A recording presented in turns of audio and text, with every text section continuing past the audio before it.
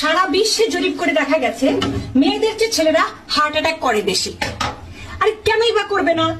ছেলেদের মনের মধ্যে বাবা মা ভাই বোন আত্মীয় স্বজন পরিবার পরিজন ভালোবাসা স্নেহের মানুষ তো থাকেই। তারপর আরো কি থাকে?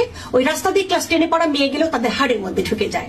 তারপরে ছাদে যদি পাশের বাসার ভাবি গোসল করে সে একটু চুলে ঝাঁকি মারে, ওই বয়স্ক ভাবিকে দেখেও তাদের মনের মধ্যে হালচাল হয়ে যাও, সেটাও তাদের মনের মধ্যে ঢুকে যায়। তারপর রাস্তাঘাটে চলতে গেলে তো আরো কতজন মনের মধ্যে ঢুকে তা তো বলার কথাই নেই। এতজন যখন মনের মধ্যে থাকে ঢুকে থাকে, ঠিক আছে, ট্রাফিক জ্যাম লেগে যায়।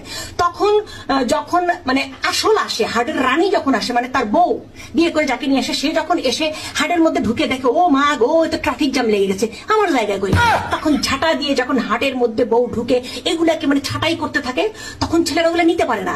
কারণ তাদের বউও লাগবে, পাশের পাশের ভাবিও লাগবে, তারপরে হচ্ছে মায়া মহব্বতের সবাই লাগবে, তাদের দুনিয়ার সবকিছু লাগবে। তখন তারা কি করে?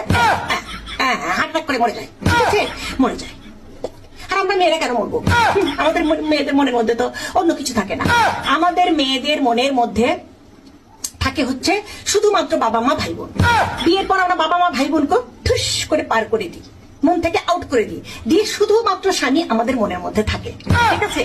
তারপরে কিছুদিন পর দুটা বাচ্চা, ওই স্বামী আর দুটা বাচ্চা কাচ্চা আমাদের হার্টের মধ্যে খুব সুন্দর ফুটবল খেলার মাঠের মধ্যে দৌড়াদৌড়ি করে, আর আমাদের হার্ট ভালো থাকে, আমরা বেশি দিন বেঁচে থাকি।